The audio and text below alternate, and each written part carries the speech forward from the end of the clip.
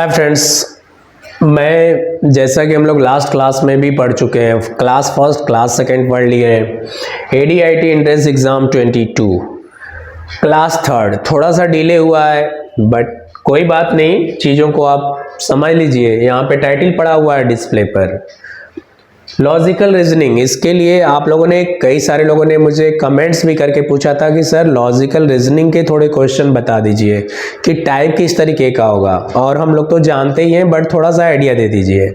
दूसरी चीज़, एडीआईटी का entrance exam पूरा इंग्लिश बेस्ड होना है, इंग्लिश में पेपर आने हैं जो कंप्यूटर बेस्ड टेस्ट होगा। तो हम लोग उसके बारे में क्वेश्चन के थोड़ा सा वैरायटी देखते हैं कि किस तरीके का होता है। जो लॉजिकल रीजनिंग होता है वो इंग्लिश कंप्रीहेंशन और जो पर्टेनिंग कंप्यूटर्स है, ये से थोड़ा सा इन चीज़ों से डिफरेंट होता है।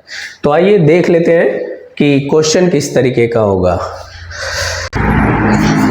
3, 5, 8।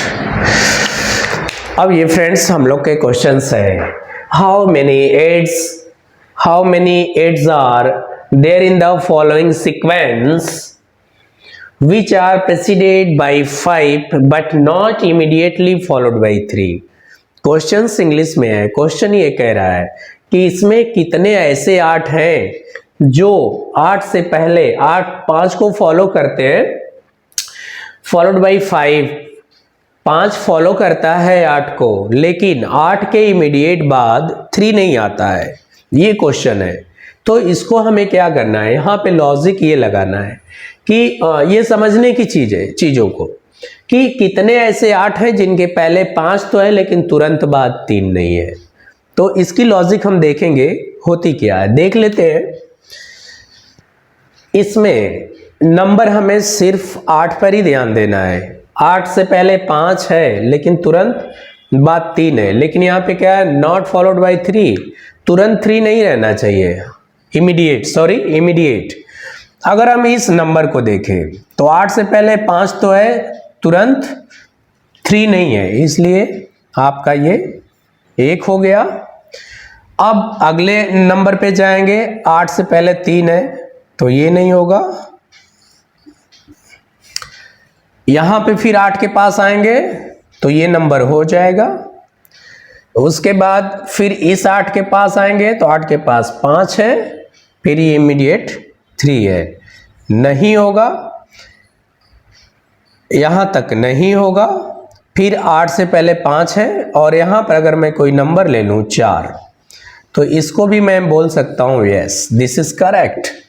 अब हमें काउंट करना है कि ऐसे कितने, हाउ मेनी 8s, कितने ऐसे 8 है, तो 1, 2 एंड 3 ऐसे 8 हैं। पे आपको ऑप्शन बहुत सारे मिलेंगे। जो आपके कंप्यूटर के डिस्प्ले पर ऑप्शन रहेंगे वो 4 होंगे। उसमें से अब आपको, जब आपने लॉजिक लगा लिया, आपने क्वेश्चन को पकड़ लिया, तो 1, 2 एंड 3, उसमें एक ऑप्शन 3 जरूर रहेगा। 3 वाला आंसर आपको टिक कर देना है। और इसी न्यूमेरिकल से ही संबंधित मैं नेक्स्ट क्वेश्चन और आपको दिखा रहा हूं, न्यूमेरिक्स में ही। उसके बाद थोड़ा सा और डिफरेंट लेंगे और आपको समझाएंगे।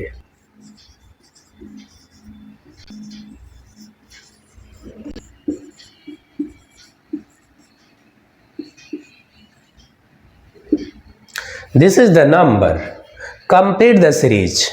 एक सीरीज दिया हुआ है, इसको हम लोगों को कंप्लीट करना है।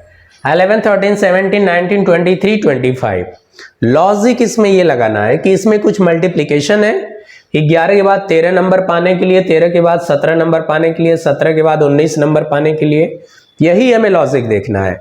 तो मल्टीप्लिकेशन है, गुणा करना है, या डिवाइडेशन है, भाग देना है, या प्लस करना है, या माइनस करना है, या कुछ और अल्टरनेट करना है, इन चीजों को समझना है। तो 11 के बाद 13 कैसे आया, 11 के बाद 13 आया कि इसमें 2 प्लस हुआ है, तो 2 प्लस हुआ तो 13 आ गया। 13 के बाद फिर 17 कैसे आया, 17 में 13 के बाद 4 प्लस हुआ है, यानी 11 के बाद 2 प्लस हुआ, 13 के बाद 4 प्लस हुआ तो 17 आया। 17 के बाद फिर कितना प्लस हुआ, 2, तो 19 आया। फिर 4 प्लस हुआ तो कितना आया, 23 आया। फिर कितना प्लस हुआ, 2 तो 25 आया। अब दोस्तों क्रम देखो आप, +2 +4 +2 +4 +2 देन +4, तो 25 में 4 प्लस करेंगे तो कितना होगा 29। This is your answer. 4 option होंगे, चारों ऑप्शन में से एक ऑप्शन आपको मिल जाएगा। जिस ऑप्शन में 29 है that is your correct answer. Logic कैसे लगेगी, ऐसे लगेगी, इस पर डिपेंडेंट। मैं कुछ और क्वेश्चन दिखा रहा हूं जस्ट एज ए एग्जांपल। थोड़ा डीप जाके आपको स्टडी करना है। एग्जाम 28 को है, डेट हो सकता है एक्सटेंड हो सकती है, नहीं भी हो सकती है। तो आपको जो क्वेश्चन पढ़ने हैं इसके अकॉर्डिंग पढ़ने हैं। मैंने कोई अपने से क्वेश्चन लेके नहीं आया हूं, जो आपके एडीआईटी के सिलेबस में दिया है कि इन सेक्टर से हम बच्चों से क्वेश्चन करेंगे एग्जाम में, वही चीजों को मैं आपको स्क्रीन पर दिखा रहा हूं और आपको बताने का प्रयास कर रहा हूं। तो आइए नेक्स्ट क्वेश्चन लेते हैं, that is will be something different.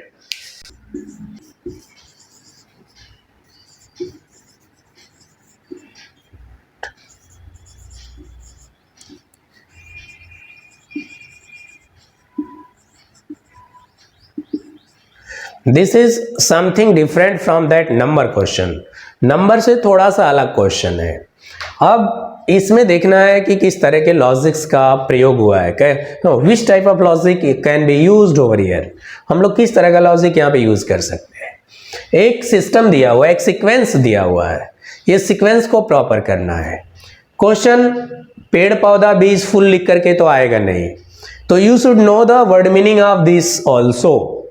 क्या होगा, पेड़ का इंग्लिश ट्री, पौधा का प्लांट, बीज का सीड, फूल का फ्लावर, फल का फ्रूट।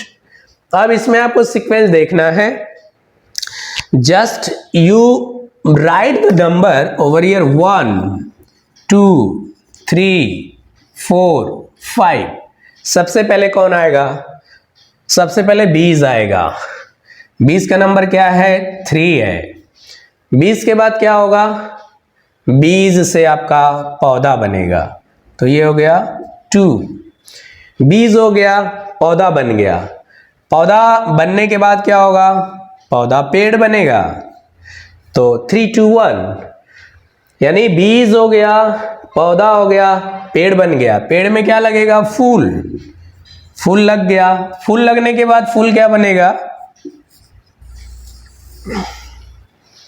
फूल लगने के बाद फूल बन जाएगा फल, फ्रूट बन जाएगा। This is your sequence, this is your correct sequence. कभी कभी क्या होता है, कुछ बच्चे ऐसे ही क्वेश्चन में बीज पहले हो गया, पौधा हो गया, पौधा में ही फूल लगा देंगे, उसको पेड़ नहीं बनने देंगे, तो ऐसा भी होता है। तो आपको ये ध्यान देना है कि बीज से पौधा बनेगा, पौधा जब पेड़ बन जाएगा तब पेड़ में फूल लगेगा। ऐसा नहीं कि पौधे में ही फूल लगा दें उसके बाद पेड़ बनाएं फिर फल। तो this type of confusion should not be in your mind. ऐसी चीजें आपके दिमाग में संदेह नहीं लानी चाहिए। तो अब जो करेक्ट सीक्वेंस है आपका ये है 3 2 1 4 5। इस तरीके से आपको आंसर आपकी कंप्यूटर स्क्रीन पर होगा। तो this is your correct answer, you should click on here. चाहे ये ऑप्शन 1 2 3 4 अगर ऐसा करके आए तो भी, या A B C D अगर इस ऑप्शन में आए, ये ऑप्शन जहां पे होगा that is your correct answer. Okay, so let's see another question depend on this.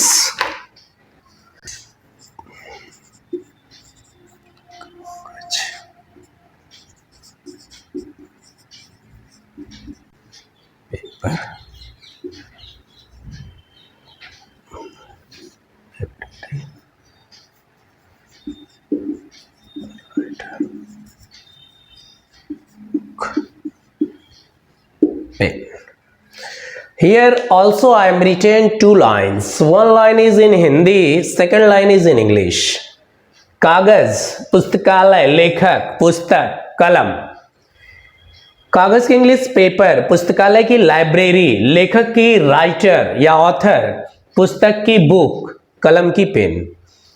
दोस्तों अब इसमें सीक्वेंस क्या बनेगा, नाम के लिए 1 2 3 4 5। ये मैंने बस आपके समझाने के लिए, आपके समझ के लिए ये मैंने नंबरिंग की है। कंप्यूटर पे तो आपको ऐसी नंबरिंग करने को मिलेगा नहीं। Just you have to use your mind, your common sense, your logic, then only you will be able to select which is the correct answer. उसी समय सिर्फ आप संभव होगा कि आप सही आंसर को सेलेक्ट कर पाएंगे जब आप अपने दिमाग से इसको रीड करेंगे और समझेंगे। सबसे पहले इस क्वेश्चन में किस चीज की जरूरत पड़ती है, तो सबसे पहले कागज की जरूरत पड़ेगी, या कलम की जरूरत पड़ेगी, या पुस्तक की जरूरत पड़ेगी। Just you have to think, आपको सोचना है।